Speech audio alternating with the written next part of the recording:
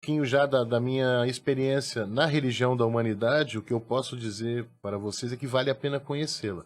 Sem os olhos do preconceito, do desconhecimento, né, da superficialidade, dos jargões, mas conhecer a fundo mesmo a religião da humanidade. E até desvinculando ela um pouco dessa ideia republicana brasileira, gaúcha, que muitas vezes se confunde muito, né? Ah, eram os chimangos, eram os pica-paus, eram os republicanos. Não é sobre isso. Eles usaram muito as ideias de Conte, não é? Mas eles não usaram elas na plenitude, e muito antes pelo contrário, não é? Usaram de uma forma até, de algum sentido, belicosa, autoritária, e ela não é isso. Então deixou muita confusão, né?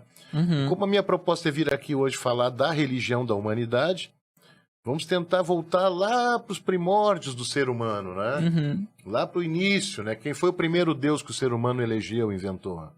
Vocês sabem quem foi o primeiro Deus? Não tenho a mais vaga ideia. O primeiro Deus, eu achava que era tinha um animismo e depois foi indo e...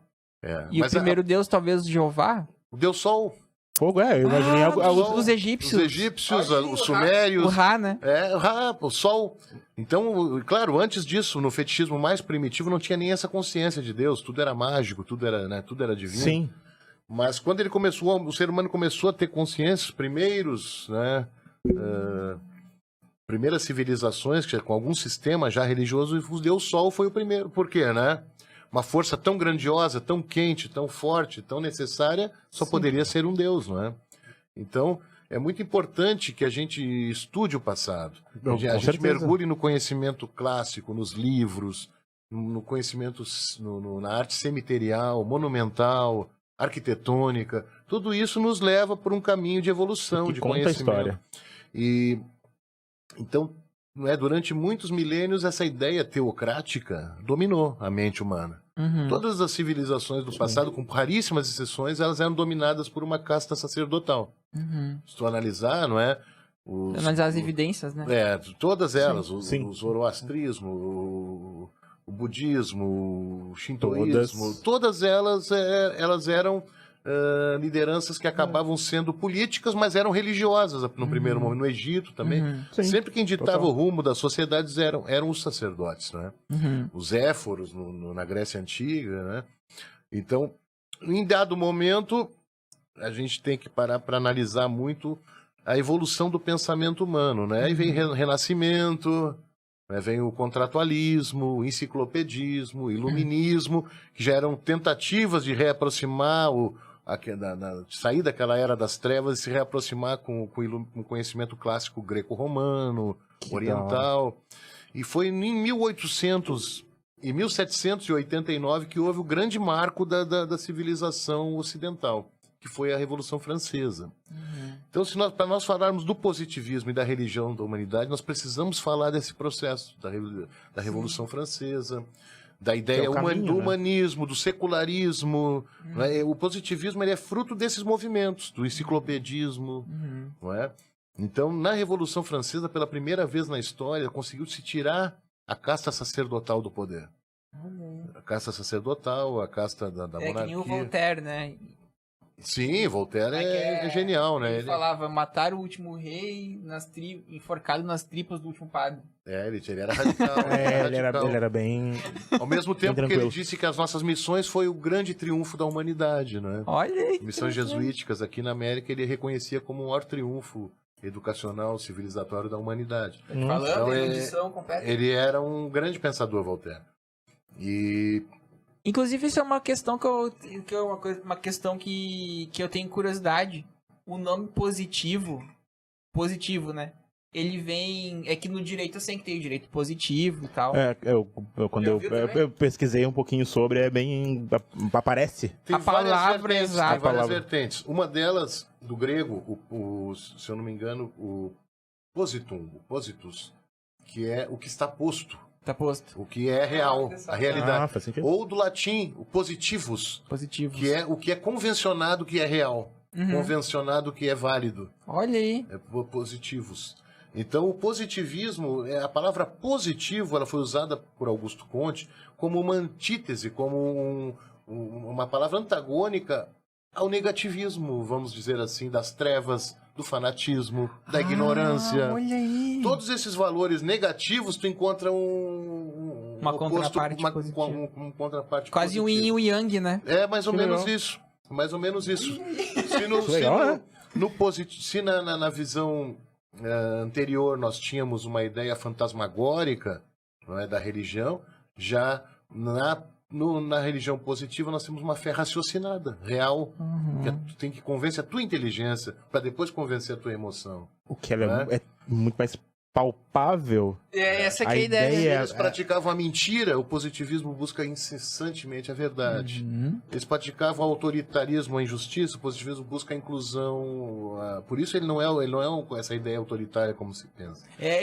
Incluir o proletariado na sociedade, incluir, por exemplo... Sim, vejam Getúlio Vargas queria isso também. Olha a diferença da relação da civilização europeia com os indígenas na América do Norte e a diferença da civilização europeia com os indígenas aqui no Brasil. Sim. Marechal Rondon era um positivista. Diz a história que ele entrava nu. Ele quando chegava perto das tribos, ele tirava toda a roupa, pegava só os presentes que ele ia entregar para o cacique e entrava na trilha nu para ir ao encontro daquela Sim. tribo. Então é outra visão, né? Como é que os americanos chegavam nas tribos indígenas, Destruindo tudo. Eu acho que Aquela a população ideia de é bem pouca agora hoje em dia, né? Nas General reservas. Custer, aquelas coisas que a gente Nossa, tem conhecimento, sim. aqueles massacres todos. Era, exatamente, Claro que eram massacres. Houveram muitas injustiças, muitos massacres Ninguém no Brasil. tá- De forma alguma tá dizendo que tem... Mas não- essa não- relação das lideranças já republicanas com a questão indígena foi muito diferente da norte-americana. Sim. Então a gente tem que entender que o positivismo ele fez o Brasil se tornar uma nação diferenciada, né? Mas continuando a nossa epopeia, né? Revolução Francesa. Tá. Na Revolução Francesa, qual era a ideia? Se eliminou as religiões, se eliminou o clero, laico e tal. o Estado laico, secular, humanista, se afastou o clero do poder, se afastou a monarquia do poder, acabou aquela Direitos história humanos. de direitos humanos, né? A Declaração Universal dos Direitos Humanos. Sim. Se acabou aquela ideia de um sangue real, né? Ah, meu filho tem vai essa. herdar o trono. Não, vai herdar o trono, vai ser o Herdou a presidente guilhotina. quem for o mais competente, quem o povo escolher para representá-lo no poder. Né? Mudou Sim. todo o paradigma político, não é? No momento Então, para foi outro. entender a religião da humanidade, a gente tem que entender a Revolução Francesa. Mas o que ocorreu na Revolução Francesa? Se acabou com a religião, não é? Ao acabar com a religião católica, não se trouxe nada à altura para colocar no lugar. Aí que foi a questão da religião da humanidade. Então, a França, naquele período, tomou os rumos da barbárie, da violência, da mortandade. Qual era o lema original da Revolução Francesa? Égalité, liberté e fraternité. Liberté, contrário. liberté, égalité, fraternité ou la morte. Capaz! Tinha ainda a frase ou la Tinha. morte. Tinha. Ou la morte. Ou la olha morte. aí. Depois que eles obtiveram êxito, eles tiraram a frase la morte. Porque foi tanta morte. Pá! Foi tanta morte que, inclusive, a revolução, dentro da revolução, e quem Sim, imagina. todos foram decapitados. O Robespierre, Danton, todos os líderes foram decapitados. Viu só? Não Esses é? detalhes eu já não sabia. Não, a gente não sabe. Eles tiraram la morte depois. Né? Ficou liberté, égalité, fraternité. Júlio de Castilhos, na Constituição de 1891, quando ele coloca a nova bandeira do Estado, Isso. ele já modifica, ele coloca liberté, égalité, humanité. Liberdade, igualdade, humanidade, já em homenagem à religião da humanidade. Então Olha veja a que influência bacana, né? do positivismo, tanto na história do Rio Grande do Sul como do Brasil, não é? Sim. A palavra ordem e progresso, na bandeira do Brasil, ela é extraída da bandeira da religião da humanidade, de 1852, que era uma bandeira toda verde, escrita ordre et progrès, num Em lado, francês. e viver para o trem do outro. Ela era uma mesmo? bandeira dupla face. Não sabia Dupla disso, cara. face. Uma bandeira dupla face eu nunca tinha visto. É, bandeira É? na Maison de eu Augusto. nunca vi, na verdade. Na Maison de Auguste Comte, eu já tive a oportunidade de ver a fonte primária da sociologia, da religião da humanidade, que é a casa de Auguste Comte. Está lá a bandeira, verde, de um lado escrito ordem et progrès, do outro viver para o trem, que é viver para o outro. Como essa influência foi apagada, né? Ela foi Nas escolas, soterrada. a gente nem Ela tem foi noção. soterrada. Não tem, não imagina a quantidade de... Não, né? Não se sabe muita coisa. Então, vamos continuando a nossa caminhada, para a gente não perder o fio condutor. Desculpa a gente, porque a gente vai falando É verdade. quando vê. Estamos na Revolução Francesa, né? Isso. Isso. Não é mais morte. Não é tirar a morte, liberté, égalité, fraternité, mas Augusto Conte nasce justamente pouco depois da Revolução Francesa, na era napoleônica. E ele se deu conta, então, tanto é que ele cria algumas leis sociológicas. Uma delas é que não se destrói o que não pode ser reconstruído. E dentro dessa ideia estão as religiões. A sociedade francesa, com todo o problema que a religião causava, que a monarquia, que o clero causava, aquilo ainda era um sustentáculo ético e moral, de valores, de justiça. Sem aquilo, ficou muito pior. Aí que é a questão.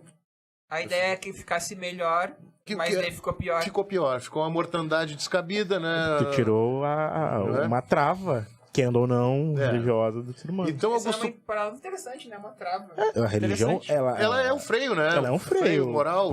Freio moral pra conter a selvageria, que é o instinto selvagem humano, do ser humano. Né? O instinto primitivo, né? Humano. Isso, né? É isso. As religiões servem também para isso. Elas servem para isso. Elas têm Augusto Conte nasceu e começou a pensar nesse período a sua nova doutrina. Então ele viu que mesmo ele não concordando com a teologia, tem aspectos nas religiões, um templo, um lugar para as pessoas sentarem toda semana e se reunirem, algumas ideias ligadas ao conhecimento, à saúde daquela comunidade, à evolução, à educação. Ele viu que isso fazia parte da religião, mas não era necessariamente teológico. Sobrenatural. Ah, sim, não era uma exclusividade da religião. Não era, porque já existiram sociedades matriarcais, nórdicas, que tinham outro formato, já existiram modelos que não eram esses modelos que a gente, né? Então o que ele fez? Criou uma religião, afastou os aspectos sobrenaturais, não é, místicos, e trouxe uma religião científica. E ele aí que foi a maior importância de Augusto Conte, na minha opinião. Claro. Ele ressignificou a palavra religião. Se antes religião era quase um sinônimo de teologia, depois de Augusto Conte, religião passou a ser simplesmente a religação. Os gregos buscavam religar com o cosmos, não é? Sim. Os cristãos buscam religar com o suposto Deus. A religião da humanidade busca religar os seres humanos entre si. Por isso ele continua sustentando a tese de que nós somos uma religião. Uma religião sociológica. Ele cria a palavra sociologia. Sim, graças a ele eu tô aqui. Isso é verdade. Porque ele viu que mais importante que ficar querendo saber o sexo dos anjos, querendo saber o que Adão fez com Eva, né? Ficar trabalhando... Como é que foi? O que aconteceu? Todos estamos aqui. Como é que foi que Deus criou o mundo em 7 dias? Como é que foi Explica isso? pra nós. É mais importante do que ficar distraindo as crianças com lendas, com mitos, com informações fantasmagóricas, sobre bem e mal, improváveis. É mais fácil a gente lidar com aspectos diretamente relacionados à nossa felicidade, à nossa organização social, né? A nossa comunidade. A nossa comunidade, a nossa maneira de viver. Então ele cria a religião da humanidade com esse intuito. É a humanidade mesmo. Iluminar os seres humanos dentro de um grande sistema. Aí começam as diferenciações. A nossa síntese, ela é subjetiva. A síntese teológica, ela é objetiva. Por quê? Porque ela é uma síntese que tem toda uma alegoria, uma liturgia, mas no fundo ela vai dizer que é um dogma. Foi assim, é assim, e tu não pode questionar isso. Deus é assim, a vida depois da morte é assim, e deu. Augusto, isso é objetivo.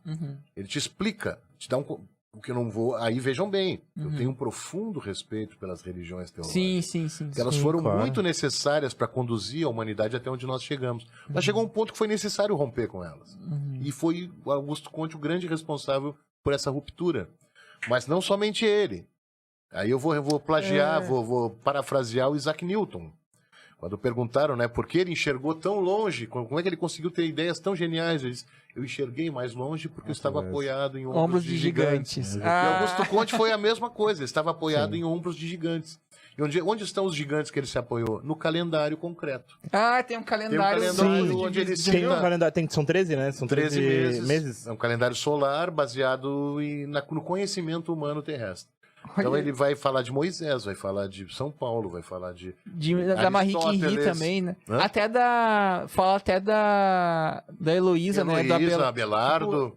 Tipo, a Heloísa, sabe a Abelardo de Heloísa? Não sei se você já ouviu falar. Não. Eu vou te responder. Se quiser também, né? Claro, não quero, faço questão, respondo. A gente precisa chegar Mas vamos continuar no fio condutor aqui da história. Saímos da Revolução Francesa, Conte cria a religião da humanidade, né? O que acontece? Em pouco tempo na França, ela já foi soterrada, substituída por outras ideias, por outros pensadores. Sim. Né? E aonde ela encontrou eco? Aonde ela encontrou adeptos? No Brasil. O país onde ela mais encontrou adeptos foi no Brasil. E no Rio Grande do Sul no Brasil, onde ela mais floresceu e deu certo, foi no Rio Grande do Sul. Getúlio Vargas, inclusive, né? Inclusive Getúlio Vargas, que ele é muito polêmico. O mestre dizia uma palavra muito pesada. O que ele falava? O que ele falava? Posso falar? Por favor, eu tenho que falar. Tem que falar. Com o jeito que ele falava. Vargas foi um fracasso. Foi o traidor da doutrina. Olha aí! Bomba! Não sou eu que estou dizendo, era o mestre Capelli que Capelli. dizia. Era o mestre Capelli que dizia. Então, Que da hora. o Vargas nasceu no positivismo, a casa da mãe dele é do lado do templo positivista. Não brinca! Ieda Vargas, até hoje a escola Ieda Vargas. Olha aí! Era a casa da mãe do Getúlio Vargas. Então tu imagina, ele foi educado naquele ambiente. Né? Então ele depois acabou se voltando para o luteranismo, para outras ideias, né? Mas até a carta de lavoro dele, né, tem influência das ideias de Mussolini, né? Tudo isso, né? Sério? Mas não foi tanto, mas não só. Teve muita influência também, também de Alberto Pasqualini, de outros pensadores, né? Do Pasqualini não, antes ainda. Desculpa, não tem tanta erudição. Gaúcho. Raul Pila, João Neves da Fontoura. Sim, o Raul Pila é o da praça. Tu não conhecia o cara. E o Pila acabou de dizer que não conhecia. É que eu não conhecia, não lembrava. Eu achei que era político, só o Raul Pila. Mas a gente, chegando na questão da religião da humanidade em si, foi no Brasil onde ela encontrou eco. Né? E no Rio Grande do Sul mais ainda. Principalmente porque não foi num período republicano muito conturbado, onde foi deposto o imperador, depois o Marechal Floriano, o Deodoro assumiu, o Deodoro renunciou em favor do Floriano Peixoto, que deveria convocar a Constituinte já imediatamente, porque não tinha 2 anos de governo, eram 9 meses recém. Ele não convoca, aí tem toda aquela gritaria, aquela revolução dos Maragatos, do Gaspar Martins, do Castilho.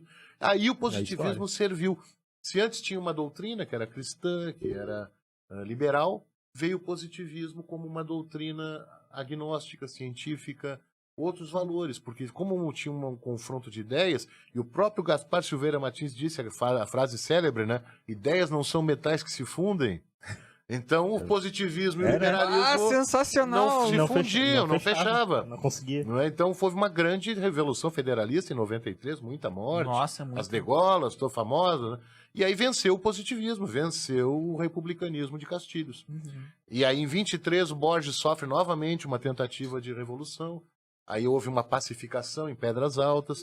E houve uma combinação que Borges não poderia se reeleger e indicaria o seu sucessor. Quem ele indicou? Getúlio Vargas. Aí começa toda a derrocada do positivismo no Brasil.